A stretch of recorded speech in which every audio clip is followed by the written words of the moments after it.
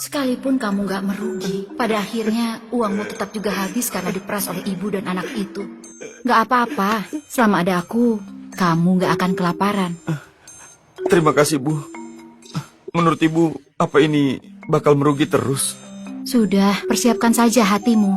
Selama kamu belum sadar, investasimu akan terus merugi. Padahal aku mau beli baju baru untuk Sonia.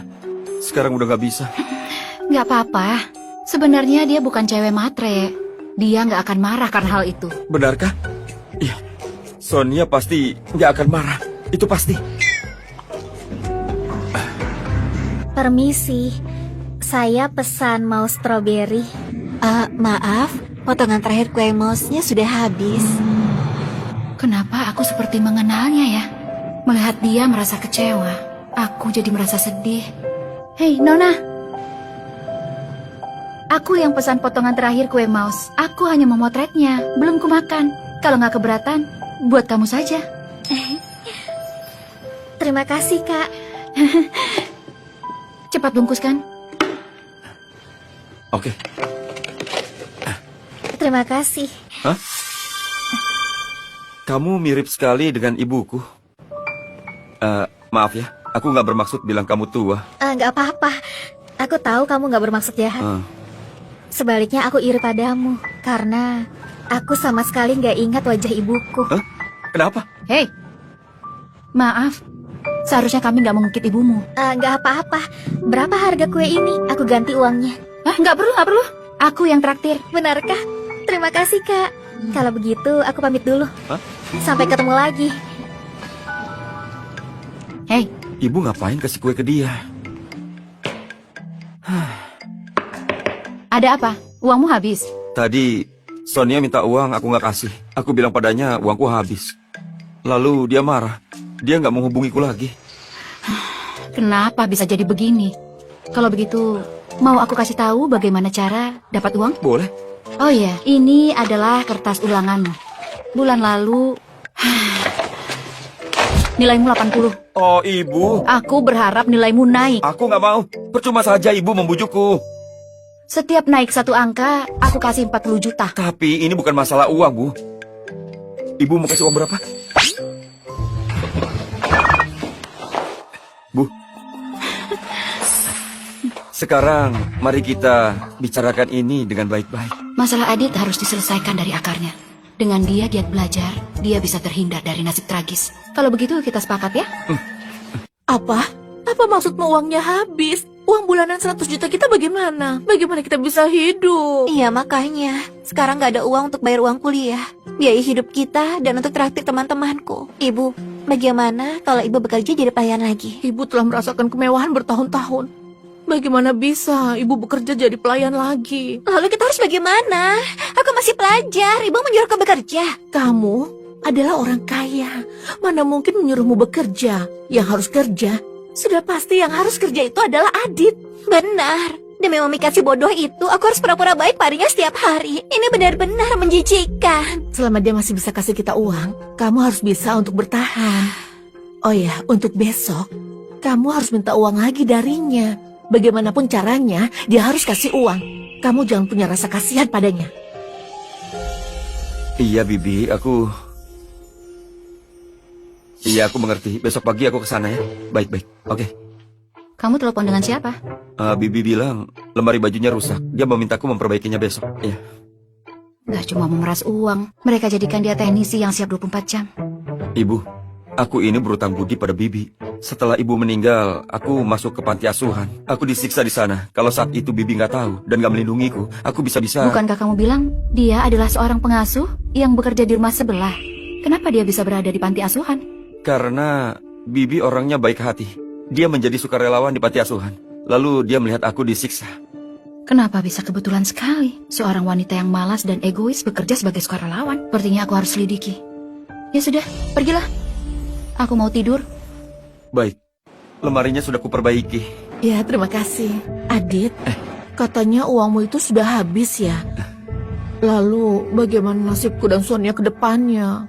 Kamu lupa, dulu saat kamu demam, aku menggendongmu ke rumah sakit di tengah hujan. Dan sekarang, membuatku gak bisa melakukan pekerjaan berat. Bibi, aku akan selalu ingat kebaikanmu. aku pasti akan balas budi. Tapi sekarang kan uangmu habis. Bagaimana kamu bisa balas budi? Kamu harus memikirkan masa depan. Bibi punya satu pekerjaan untukmu. Sebagai penagih hutang, kamu mau? Pekerjaan itu melawan hukum dan resikonya juga tinggi. Lakukan secara diam-diam. Yang penting dapat uang. Buat apa khawatir soal risikonya? Aku janji pada ibu gak akan berbuat hal jahat. Ibumu sudah lama mati. Buat apa masih memegang janji itu? Adit, tolong jangan salahkan ibuku ya. Ayah meninggalkan kami sejak lama. Ibuku merasa takut aku nggak punya sandaran hidup. Ya sudah, nggak apa-apa. Kalau kamu nggak mau, masih ada cara lain. Ada cara lain? Kamu akhir-akhir ini sangat akrab dengan Delia. Aku bisa melihatnya. Dia sepertinya menyukaimu. Tapi gak mungkin. Bagaimana mungkin dia itu menyukaiku? Ibu dulu selalu memujiku pintar dan juga lucu. Tapi kenapa sekarang ibu selalu marah padaku? Adit, percayalah, ini adalah intuisi seorang wanita. Dengarkan aku. Kalau nanti Delia menyatakan cinta kepadamu, kamu terima saja dulu. Sonia, tapi apa maksudmu? Aku bukan nyuruh serius pacaran. Tapi bukankah Delia itu kaya? Kalau kamu minta uang darinya, dia pasti akan kasih. Sonia, kamu itu salah paham. Aku dan ibu, ini sepertinya agak sulit dijelaskan. Tapi aku nggak ada hubungan apa-apa dengan Delia. Jadi yang aku suka itu... Ya, aku tahu kamu nggak suka Delia, tapi kamu hanya menyukaiku. Tapi ibuku ingin melihat ketulusanmu. Makanya kalau Delia menyatakan cinta padamu, kamu terima. Cukup, Sonia. Jangan katakan itu lagi. Adit. Aku tawarkan sesuatu yang bagus malah dia tolak. Dasar gak berguna. Dia hanyalah anak orang miskin. Cinta apaan? Dasar gak berguna. Sudahlah, aku sudah memeras Adit sampai habis. Sekarang gak perlu merayunya lagi. Selanjutnya, targetku adalah Juan. Keluarganya kaya, nilainya juga bagus. Aku harus mendapatkan hatinya. Itu benar. Putriku memang pintar. Kita harus segera jaga jarak. Dia itu gak berguna untuk kita. Lebih baik kamu itu memang harus menjauhi Adit. Adit, itu kan Sonia dan Juan. Kenapa mereka bisa bersama? Terlihat mesra lagi. Dia hanya tanya pelajaran pada Juan. Aku mengerti. Teman-teman, kemarin dulu Sonia menyatakan cinta pada Juan. Dan Juan langsung menerimanya. Orang kaya memang cocok pacaran dengan orang kaya. Romantis sekali. Adit si berandalan itu nggak akan berani ganggu mereka kan? Sudahlah, biarkan saja dia bercermin sendiri. Mana ada perempuan yang suka dengan orang miskin seperti dia. Kalau aku jadi Adit, aku pasti menghindar begitu melihat Juan. Itu nggak mungkin. Sonia nggak mungkin menyukai Juan. Ayo, kita makan salad aja. Ayo, cepat. Aku mau tanya Sonia sendiri. Hei,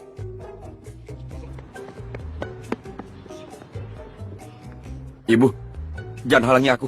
siapa yang menghalangimu? Aku temani kamu. Boleh. Tapi, apapun yang terjadi, ibu jangan marah ya. Aku mengerti. Ayo. Pergilah ke panti asuhan.